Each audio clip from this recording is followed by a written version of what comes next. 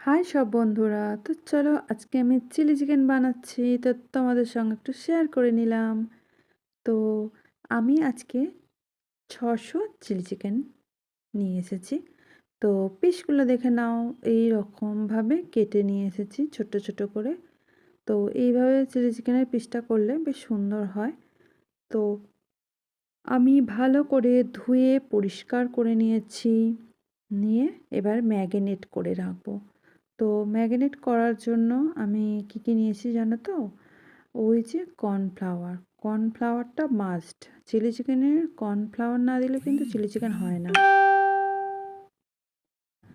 তো কর্নফ্লাওয়ার নিয়ে নিলাম 2 চামচ, আর ময়দা দেব ওই 1 চামচ, একটু আর অল্প একটু দেব ময়দা।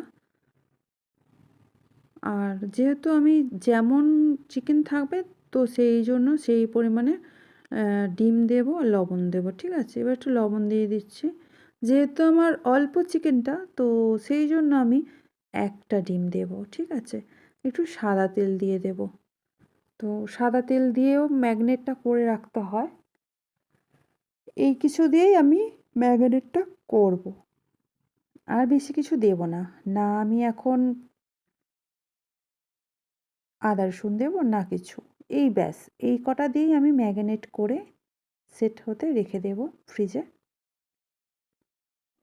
বেশিক্ষণ নয়, 1 ঘন্টা রেখে দেব।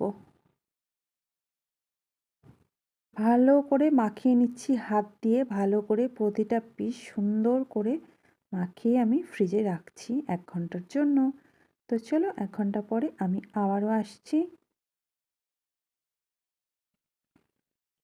তো চলে এলাম 1 ঘন্টা পরে, ফ্রিজ থেকে বার করে নিয়ে চলে এসেছি। আর দেখতেই পাচ্ছ আমার বেশ সেট হয়ে গেছে সুন্দরভাবে। তো এইবারে আমি প্রতিটা পিস সুন্দর করে ভেজে নেব। কড়ার মধ্যে তেল গরম করতে দিয়ে দিয়েছি। আর এই রান্নাটা আমি সাদা তেল দিয়েই বানাবো। তো তেলটা গরম হয়ে এসেছে, এবারে আমি একটা একটা করে প্রতিটা পিস সুন্দর করে ভেজে নেব। দেখতে পাচ্ছ আমি এক পিস এক পিস করে দিচ্ছি, নইলে কিন্তু জড়িয়ে যাবে আর ভালো লাগবে না। ঠিক আমি এভাবেই বানাই। তো গ্যাসটা আস্তে করে দিলাম, নইলে আমার পুড়ে যাবে, ভাজাটা ঠিকঠাক মতন হবে না। তো তাই জন্য আমি একটা একটা করে ভালো করে পিসগুলো ভেজে নেব। তো দিয়ে দিলাম, এইবারে ভালো করে একটু নেড়ে ভেজে ফেলছি। তো দেখতেই পাচ্ছ আমি এইভাবে ভেজে নিই।